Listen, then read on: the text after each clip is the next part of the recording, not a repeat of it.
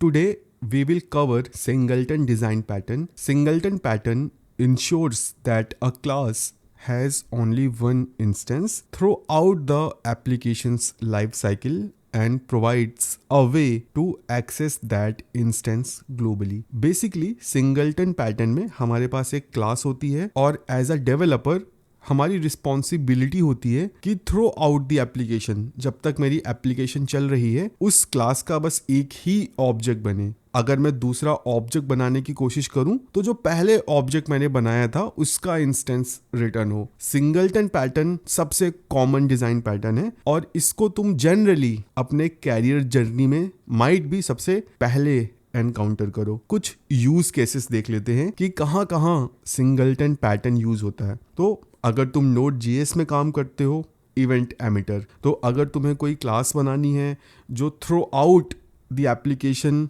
एक event emit करे, you have to use singleton pattern. In web socket management तुम नहीं चाहते कि भाई तुम्हारी एप्लीकेशन में कई सारे सॉकेट कनेक्शन बने, go for singleton pattern. Theme और लोकेल मैनेजर, एनालिटिक्स ट्रैकर.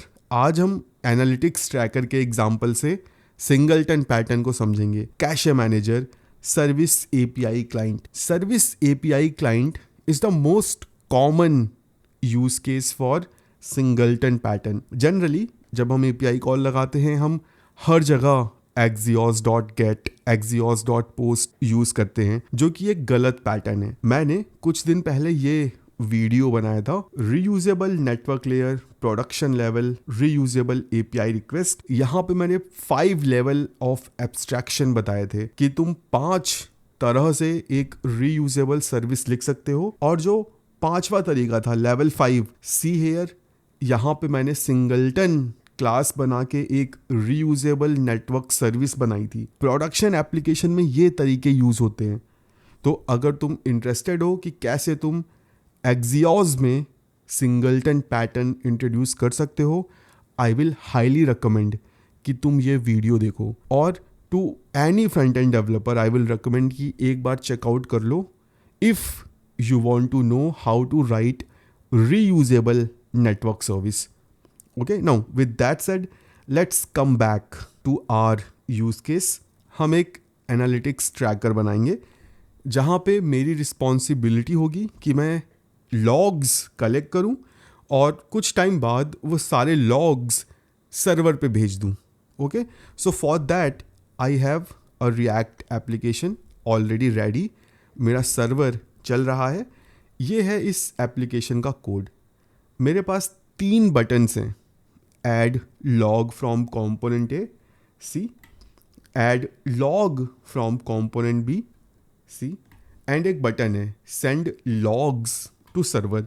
जब मैं इस पर क्लिक करूँगा मैं चाहता हूँ कि ये सारे लॉग्स सर्वर पे पुश हो जाएं. अभी मैंने बस एक डमी लॉग ऐड कर रखा है, where are the logs.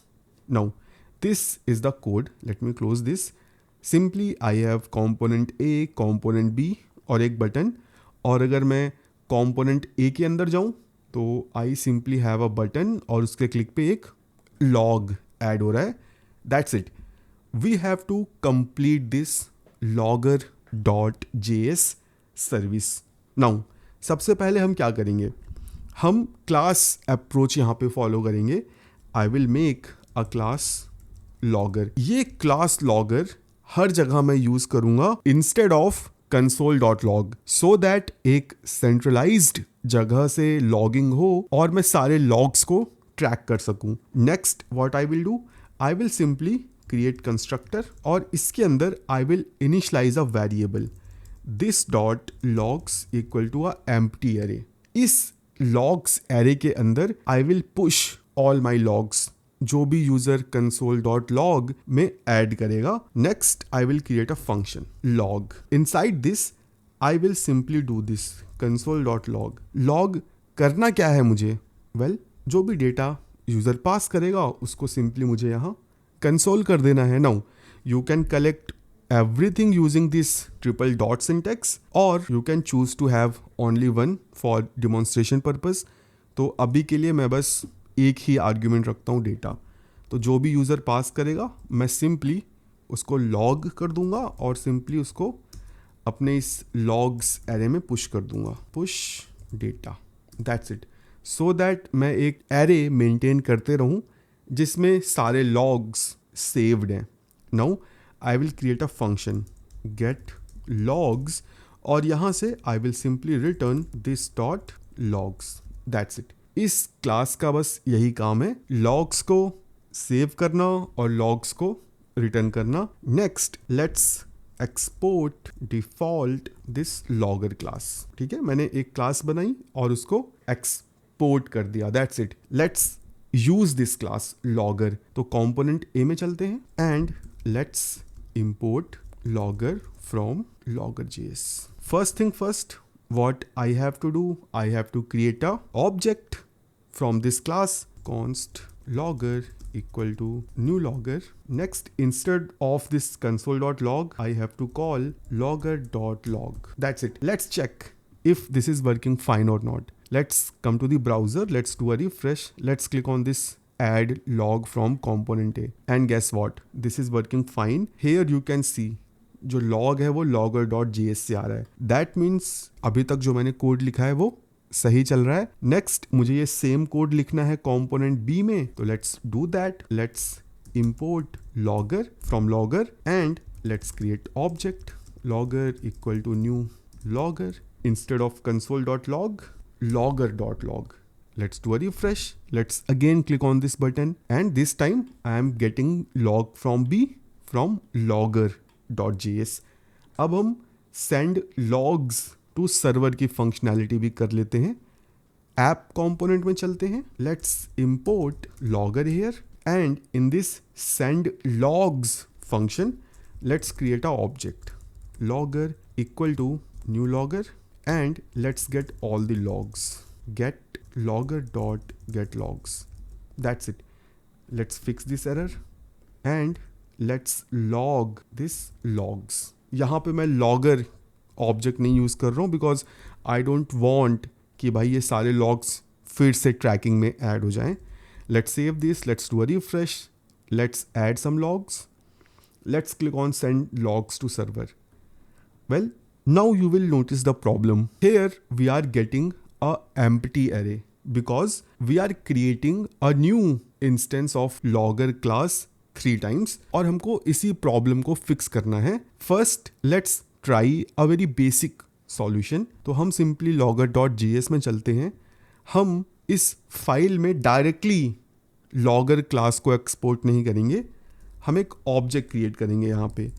const logger is equal to new logger and we will export this newly created object. Let's save this. अब हमें सारे components के कोड को अपडेट करना पड़ेगा. We can directly call logger.log. Let's comment this out. Same in component A. Let's comment. Let's call logger.log directly. app.jsx में भी let's comment this and let's use capital L. Now let's do a refresh. Let's add some logs and let's click on send logs to server again and boom, this time everything works. I am getting all my logs. Let's add few more logs and boom, again I am getting all the logs added. मैंने यहाँ पे एक single character का भी change नहीं किया अपनी इस क्लास में, बट फिर भी this is working like a singleton class. अब ऐसा क्यों हुआ? वेल, ऐसा इसलिए हुआ क्योंकि यहाँ पे मॉड्यूल का जो आर्किटेक्चर है वो चीज़ों को ड्राइव कर रहा है. तुम एक मॉड्यूल फाइल को चाहे कितनी बार भी इंक्लूड करो, उसका कोड बस एक बार ही चलता है. logger.js is a module file. Okay, let me add a console.log here. 1. Let me do a refresh. कितनी बार तुमको यहाँ 1 दिखा? बस एक बार. मैंने कितनी बार logger.js को इंपोर्ट किया है? वेल 3 बार. तुम एक मॉड्यूल फाइल को चाहे कितनी बार भी इंपोर्ट कर लो, उसका कोड बस एक ही बार एग्जीक्यूट होता है. तो इस रीज़न की वजह से ये क्लास सिंगलटन जैसे बिहेव कर रही है, but this is not a singleton class. Let's make it a singleton class and this is the right solution जो हमको करना चाहिए. So what I will do, देखो जब भी तुम किसी भी क्लास को इंस्टेंशिएट करोगे यूजिंग न्यू कीवर्ड, ये जो इनबिल्ट फंक्शन है कंस्ट्रक्टर, ये कॉल होता है.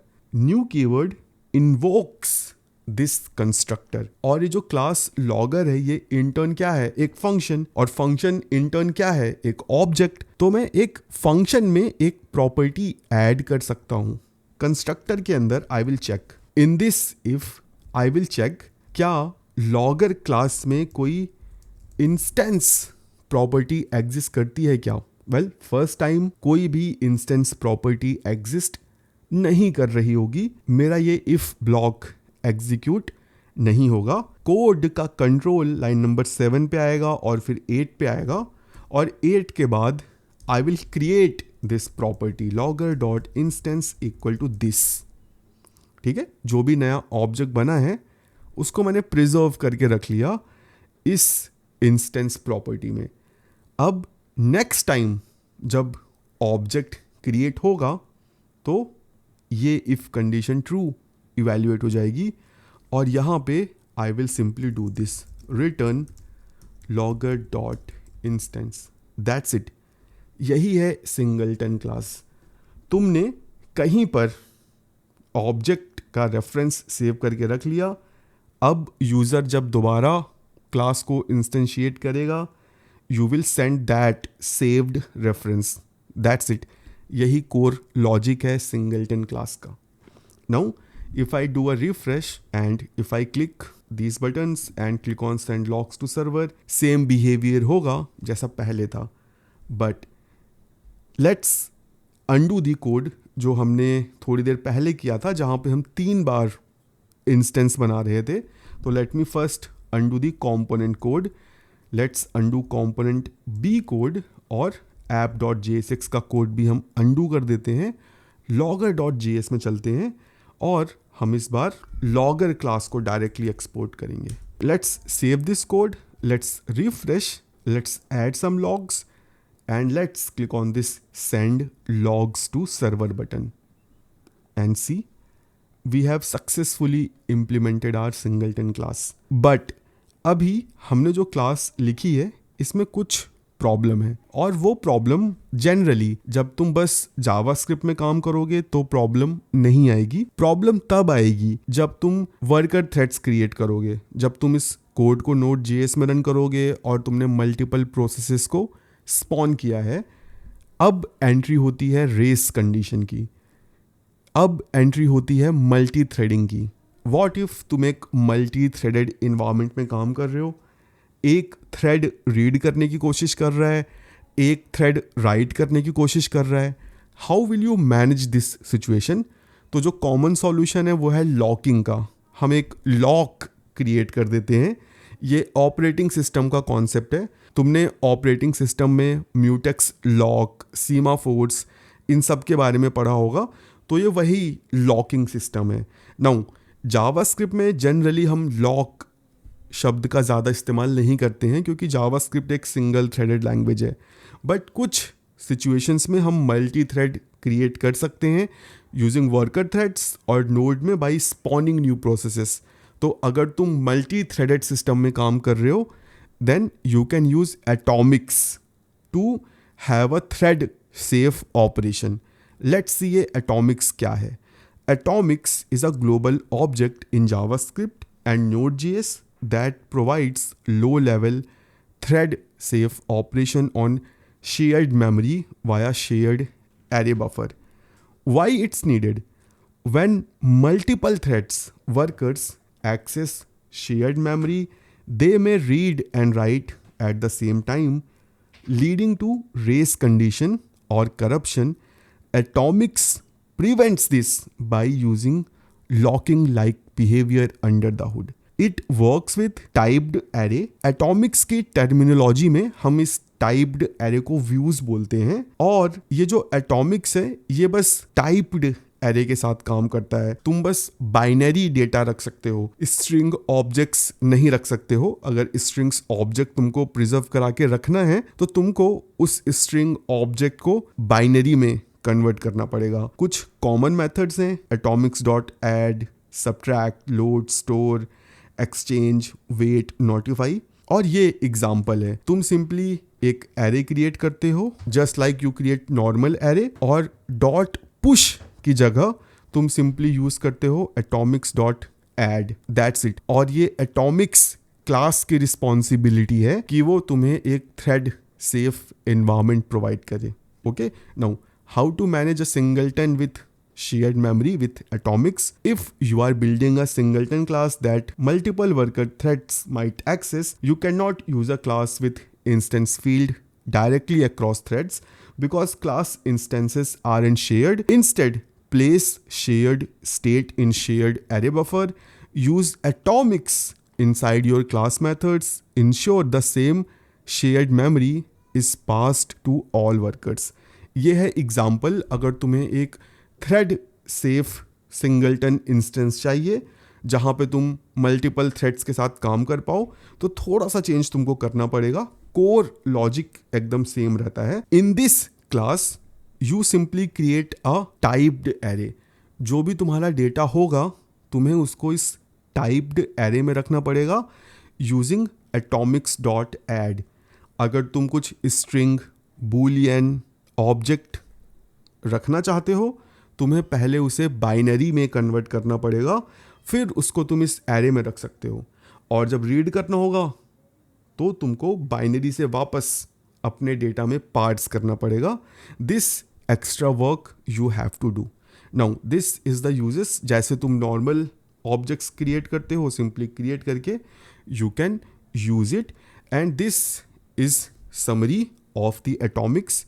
Atomics ensures thread safe read write to memory.